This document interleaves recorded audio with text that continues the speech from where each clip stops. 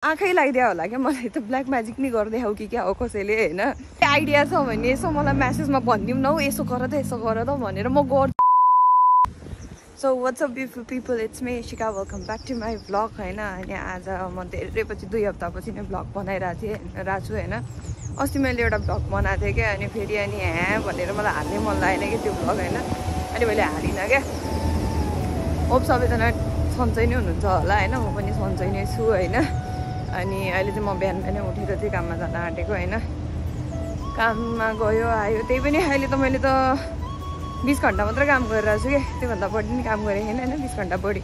ठ्याक्कै 20 घण्टा भनेर पनि दिएको छैन कहिले 20 घण्टा दिन्छ कहिले 20 घण्टा भन्दा थोरै दिन्छ 17 घण्टा 16 घण्टा 13 घण्टा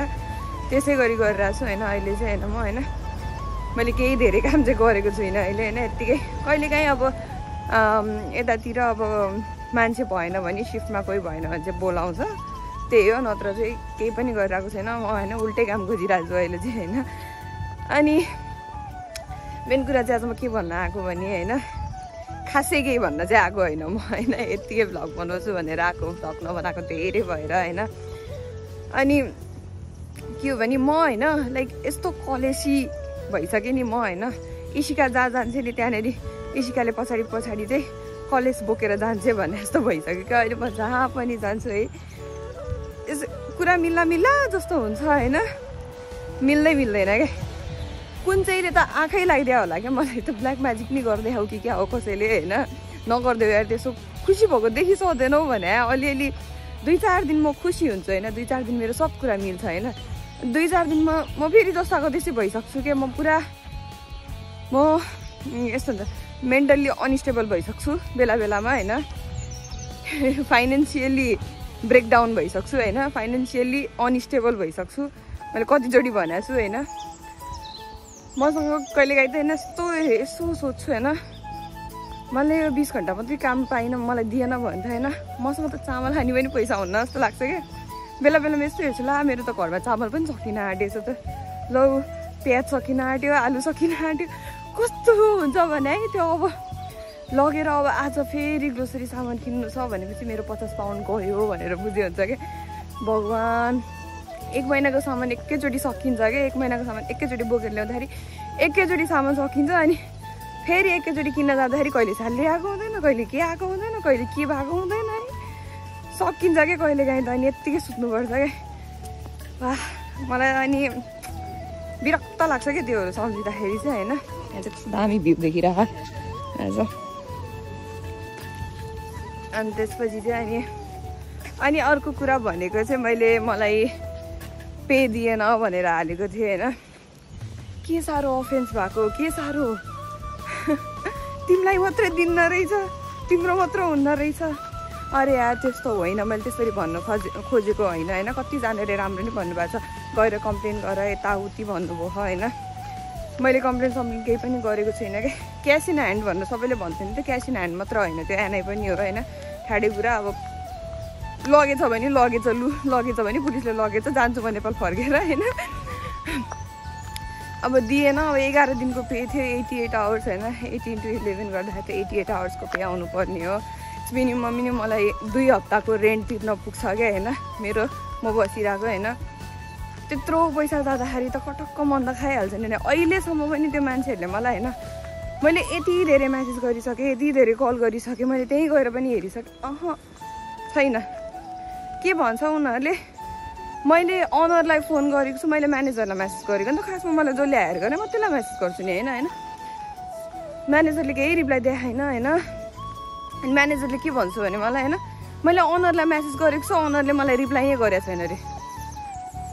के सेन्स हो कि यो के लगाउँछ के यस्तो नरमाइलो लाग्छ नि हैन मलाई त बेला बेला मेरो युनिफी हाल्न पुग्थ्यो मेरो सब अब युनिफी आइसक्यो म पागल हुन लागिसकेँ हैन युनिफी हाल्नुपर्ने टाइम आइसक्यो यताउति गरेँ त्यो पैसाले मलाई कति हेल्प हुन्थ्यो होला त हैन एउटा स्टुडेन्टको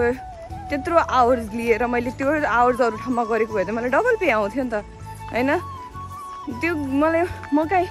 7ले पे गरिरहेछ मलाई 6ले पे गरिरहेछ भने त म अर्को ठाउँमा 8ले पे गर्ने ठाउँमा गयो भने त मलाई पे राम्रो आउँथ्यो नि त हैन मलाई यस्तो टाउको दुखिरहेछ नि हैन छैन कि केही पनि छैन कि पे नै देखेन कि मलाई यति टेन्सन हुन्छ बेला बेलामा होइन। यस्तो लाग्छ कि होइन घरबाट मगाउनु पऱ्यो भने त मेरो हालत के होला जस्तो लाग्छ कि म आएको त के पनि फाइदा भएन नि त। अनि म मम्मीलाई मुख फुटाएर पनि भन्न सक्दिनँ मम्मी मलाई पैसा हालिदिनु भनेर के सक्दिनँ। अबे मलाई पठाउनको लागि कस्तो गरेको छ त मैले सबै कुरा देखेको छु नि त। म त मलाई पठाइदिनु भन्दा त मरिगयो नि भन्न सक्दिनँ कि। कति नराम्रो लाग्छ होला त होइन विदेश गएको छोराछोरीहरूले होइन घरबाट पैसा पठाइदिनु भन्दाखेरि कस्तो हुन्छ होला त है फ्यामिलीहरूलाई होइन। झन् आफ्नो भविष्य बनाउन गएको नेपालबाटै पैसा पेल्नु पऱ्यो भने त अब हुँदैन नि त होइन। त्यही हो गाइजहरू होइन जस्तै जे भए पनि माया लाग्छ होइन। कतिजनाले के भन्दै हुनुहुन्थ्यो भने होइन इट्स नट बिग डिल रे क्या होइन यत्रो सानो कुराले किन यत्रो ठुलो इस्यु बनाएर आएको अरे क्या 88 आवर काम गरेर हेर पैसा दिँदैन अनि त्यसपछि थाहा हुन्छ क्या त्यो बिग इस्यु हो कि होइन भनेर क्या स्टुडेन्टको लाइफमा चाहिँ क्या होइन it's not a small thing के 88 hour is not a small thing. So त्यही भन्न खोजेको हो होइन। अब काम गर्ने ठाउँ पनि आइपुग्न आँटिसक्यो होइन। मेरो घरदेखि ठ्याक्कै 30 मिनट लाग्छ यार आइपुग्दाखेरि हिँड्दै गाह्रो छ।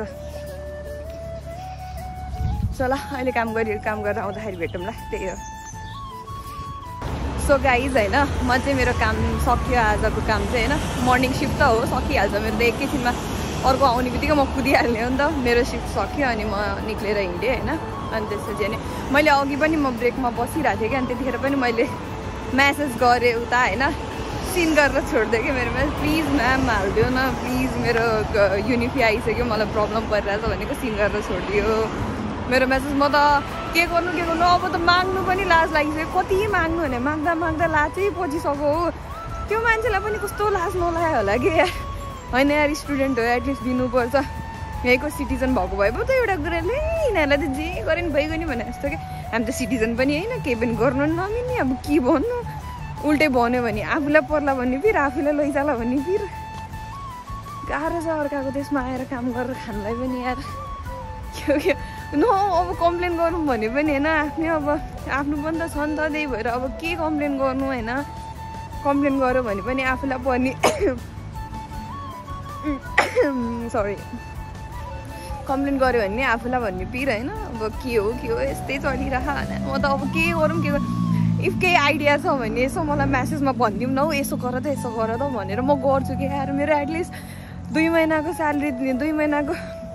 रेन्ट तिर्ने पैसा त हुन्थ्यो एटलिस्ट मसँग यार। गाह्रो परिरहेछ मलाई यार। त्यही हो है अब अरू त के नै छ र होइन भएको कुराहरू भनिहालेँ। ब्लगहरू एकदमै लेट भइरहेछ क्या मेरो त आइडी उठ्छ जस्तो भइसक्यो क्या मलाई त। अब त हाल्छु भन्यो कहिलेकाहीँ यो ठाडो मेरो फोनको स्टोरेज सकिन्छ 125 GB मात्र के अरे 128 GB मात्र हो क्या मेरो फोन। अनि त्यही भएर अनि स्टोरेज भरै गर्छ है डिलिट पनि कति गर्दा भयभरको फोटो सबै डिलिट हुन आँटिसक्यो मेरो फोनबाट मेरो आफ्नो होइन। अब अरूको त किने कुरा गर्नु पसेको नि छैन होइन मेरो फोनमा। त्यही हो गाइस है अब अरू त केही छैन त्यही हो है। अब बाँकी के हुन्छ म अपडेट गराउँछु है। त्यही हो ल hope you guys like my video. If you guys like my video please to subscribe है। त्यही हो बाई बाई।